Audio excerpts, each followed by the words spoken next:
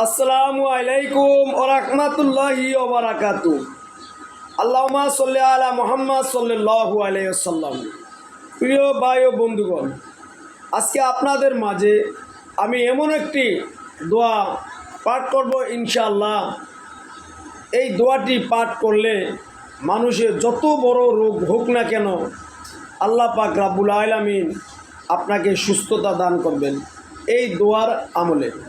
দোয়াটি কিভাবে আমল করবেন, আগে পিছনে আমি আবার বলি, আগে পিছনে হুজুর পাক সাল্লাল্লাহু আলাইহি সাল্লামের উপরে দুরুদ সালাম পাঠ করতে হবে এবং দুই হাতে তাওলা ফু দিয়ে 3 বার আপনার পুরো শরীরটা ম্যাসেজ করবেন, ইনশাআল্লাহ আপনি সুস্থ হয়ে যাবেন।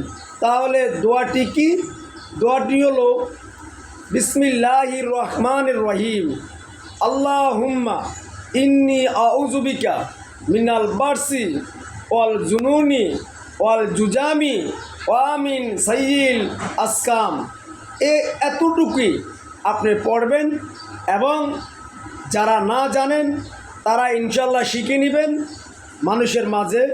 এই ভিডিওটি নিয়তের সাথে আমলের সাথে আপনারা